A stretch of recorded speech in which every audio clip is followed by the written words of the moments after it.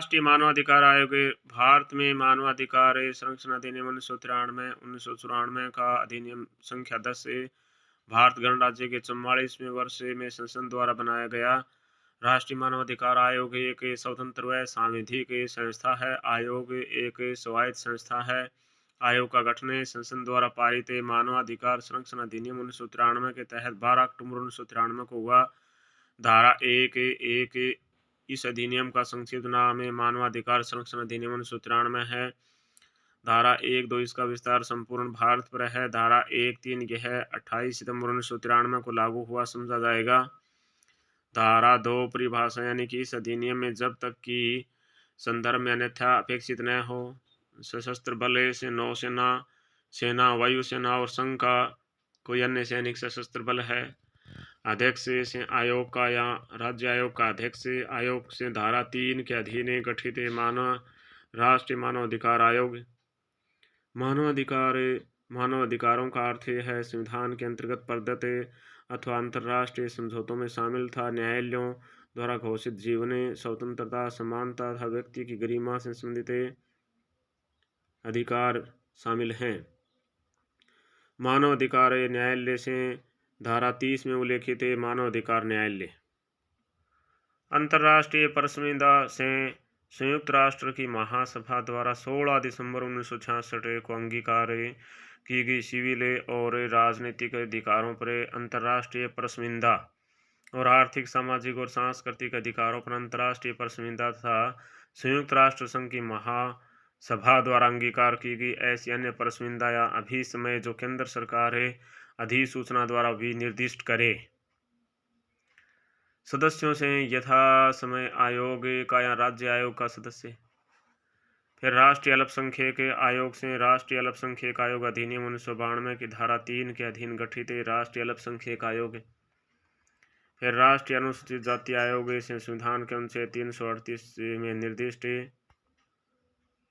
राष्ट्रीय अनुसूचित जाति आयोग से संविधान के अनुच्छेद 338 में निर्दिष्ट राष्ट्रीय अनुसूचित जाति आयोग।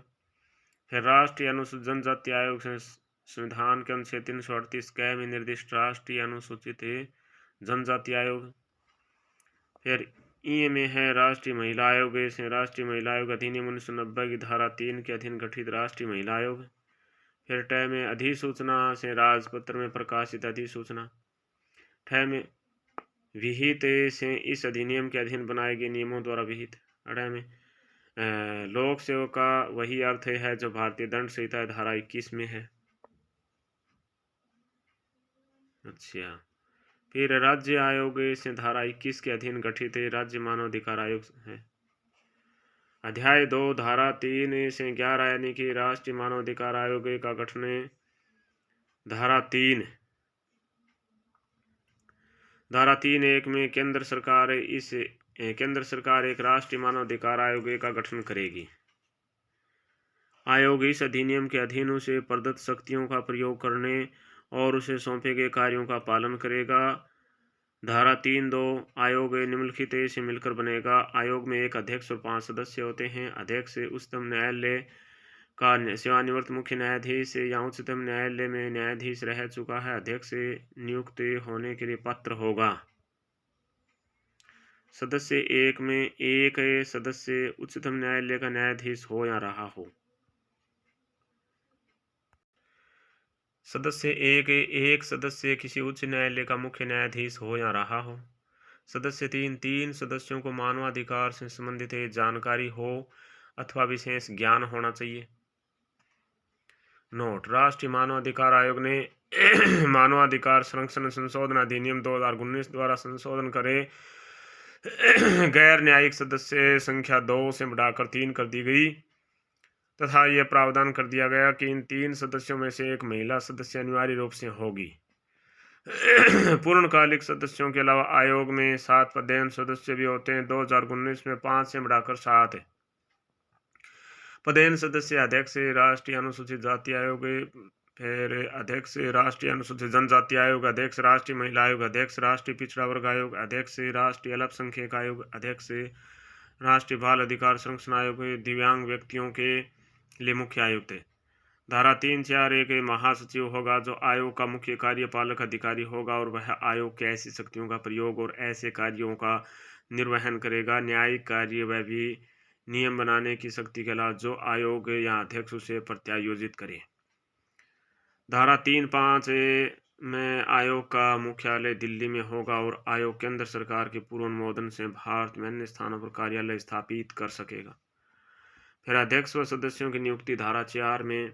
धारा 4.1 आयोग के अध्यक्ष व सदस्यों की नियुक्ति प्रधानमंत्री की अध्यक्षता वाली 6 सदस्यीय समिति की सिफारिश पर राष्ट्रपति अपने हस्ताक्षर और मुद्रा सहित वारंट द्वारा की जाती है।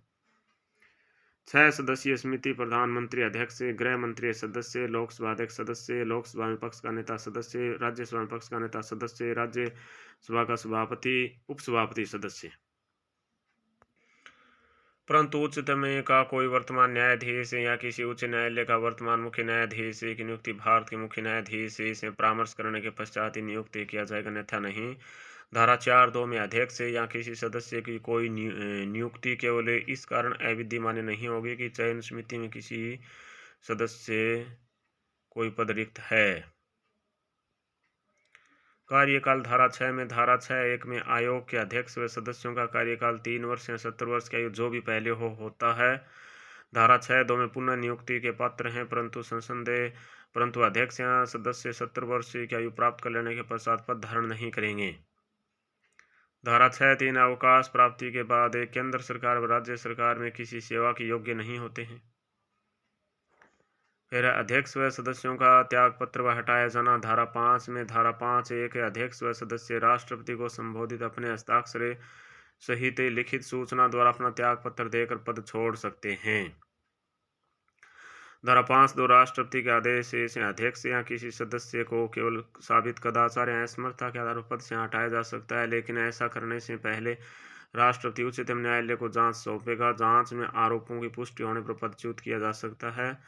धारा 5.3 में उप धारा 2 में किसी बात के होते हुए भी अध्यक्ष या सदस्य को नियमन के आधार पर राष्ट्रपति हटा सकता है, दिवालिया न्याय निर्णीत किया जाता है या फिर अपने कार्यकाल में पद के कर्तव्यों के अलावा किसी सवेतन नियोजन में लगता है या फिर मानसिक या शारीरिक रूप से अयोग्य हो जाने पर या फिर विकृत हो जाने पर सक्षम न्यायालय ने ऐसी घोषणा की है या किसी अपराध में दोष सिद्ध ठहराया जाता है या कारावास से दंडाविष्ट किया जाता है जिसमें राष्ट्रपति की राय में नैतिक अधमता शामिल है। धारा 7.1 अनुसार अध्यक्ष की मृत्यु, त्यागपत्र, अन्य कारणों से पद के रिक्त होने की स्थिति में राष्ट्रपति किसी सदस्य को कार्यवाहक अध्यक्ष के रूप में कार्य करने के लिए अधिकृत कर सकता है। धारा 7.2 यानी कि जब अध्यक्ष छुट्टी पर अनुपस्थिति के कारण या अन्य कारण से अपने कार्यों का निर्वहन करने में असमर्थ है, तब सदस्यों में से ऐसा सदस्य जिसे राष्ट्रपति प्राधिकृत करे अध्यक्ष के कर्तव्यों का निर्वहन करेगा जब तक अध्यक्ष वापस अपने कर्तव्यों को नहीं संभाल लेता।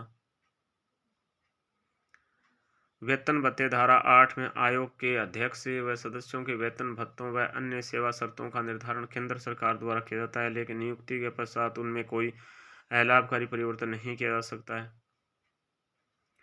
धारा 10 आयोग को अपनी प्रक्रिया के लिए विनियम बनाने की शक्ति होगी। आयोग के अधिकारी और कर्मचारी धारा 11 में भारत सरकार के सचिव स्तर का अधिकारी आयोग का महासचिव होगा और ऐसे अधिकारी के अधीन पुलिस महानिदेशक स्तर का अधिकारी व कर्मचारी होंगे। आयोग का सचिवालय महासचिव के मार्गदर्शन में काम करता है। अध्याय 3 धारा 12 से 16 आयोग के कार्य और शक्तियां ने धारा 12 में आयोग स्व प्रेरणा से अथवा किसी पीड़ित या उनकी ओर से अन्य व्यक्ति द्वारा दी गई याचिका और मानवाधिकार के उल्लंघन से संबंधित मामलों में जांच करना है। मानवाधिकार से संबंधित अंतर्राष्ट्रीय विधि समझौतों को लागू करना है। मानवाधिकार संरक्षण हेतु विधिक उपायों के प्रति जन जागरण पैदा करना है। मानवाधिकार को बढ़ावा देने वाले गैर सरकारी संगठनों को प्रोत्साहित करना है। जेलों और बंदी गृहों में जाकर वहां की स्थिति देखना व सुधार हेतु सिफारिशें करना है। किसी लंबित वाद के मामले में न्यायालय की सहमति से उस वाद का निपटारा करवाना है। मानवाधिकार के क्षेत्र में शोध करना है।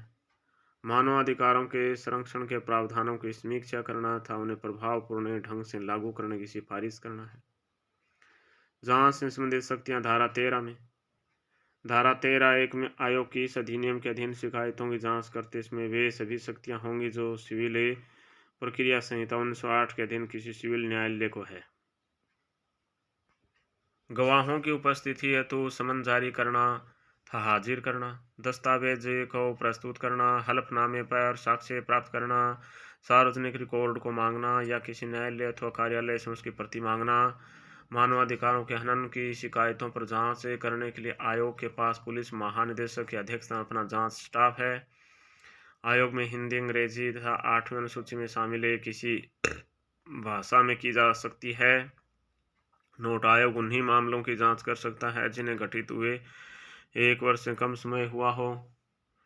आयोग न्यायालय से लंबित मामलों की जांच नहीं करता है। ऐसी शिकायतें जो अस्पष्ट एनाम से हो, जो ओछी प्रकृति की हो तथा जो सेवा मामलों से संबंधित हो की जांच नहीं करता है। सीमाएं: आयोग द्वारा दी गई सिफारिशें सलाहकारी होती है। आयोग किसी व्यक्ति को दंड देने का अधिकार नहीं रखता है। आयोग पीड़ित व्यक्ति को आर्थिक सहायता नहीं दे सकता है। आयोग सैन्य बलों के द्वारा मानवाधिकार हनन की जांच नहीं कर सकता। धारा 20(1) के अनुसार आयोग अपनी वार्षिक रिपोर्ट केंद्र सरकार तथा संबंधित राज्य सरकार को भेजता है। धारा 20(2) यानी केंद्र सरकार व राज्य सरकार ने रिपोर्टों को संसद तथा संबंधित राज्य विधानमंडल में रखा जाता है। रिपोर्ट के साथ वह विवरण भी होता है जिसमें आयोग की सिफारिशों पर की गई कार्यवाही तथा सिफारिशों को न मानने के कारणों का उल्लेख होता है। आयोग एक स्वायत्त संस्था है। धारा 32 में आयोग की वित्तीय स्वायत्तता का प्रावधान है।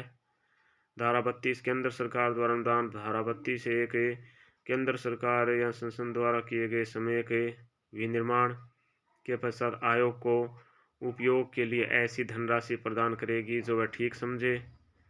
धारा 32(2) आयोग अपने कार्यों का पालन करने के लिए ऐसी राशियां खर्च कर सकेगा जो वह ठीक समझे।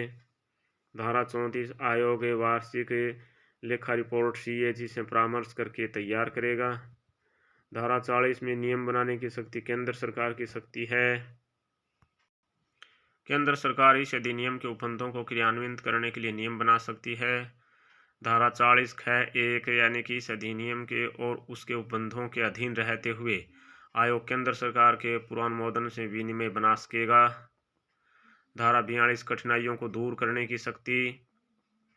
केंद्र सरकार ऐसे उपबंध करेगी जो कठिनाई को दूर करने के लिए आवश्यक हो। धारा 42 में कठिनाइयों को दूर करने की शक्ति केंद्र सरकार ऐसे उपबंध कर सकेगी जो कठिनाई को दूर करने के लिए आवश्यक हो। राष्ट्रीय मानवाधिकार आयोग के अध्यक्ष यानी कि कार्यकाल श्री रंगनाथ मिश्रा 1993-96, श्री MN वेंकटचलैया 96 में 99, श्री JS वर्मा 1999-2003, AS आनंद 2003-06, शिवराज पाटिल कार्यवाहक 6-7 में, S राजेंद्र बाबू 2007-2009 में, गोविंद प्रसाद माथुर कार्यवाहक 2009-10 में, KG बालकृष्ण 2010-2015 में, श्री HL दत्तू 2016-2020 में, अरुण कुमार मिश्रा 2021-24 में, V सुब्रह्मण्यम में 30 दिसंबर 2024 में वर्तमान तक, V राम सुब्रह्मण्यम। वर्तमान में आयोग के सदस्य यानी न्यायमूर्ति विद्युत रंजन सड्डांगी है, श्रीमती विजया भारती सायनी है, श्री प्रियांक कानून को है। 10 दिसंबर 1948 को संयुक्त राष्ट्र की महासभा द्वारा मानव अधिकारों की घोषणा की गई। प्रतिवर्ष 10 दिसंबर को अंतर्राष्ट्रीय मानवाधिकार दिवस के रूप में मनाया जाता है। ठीक है।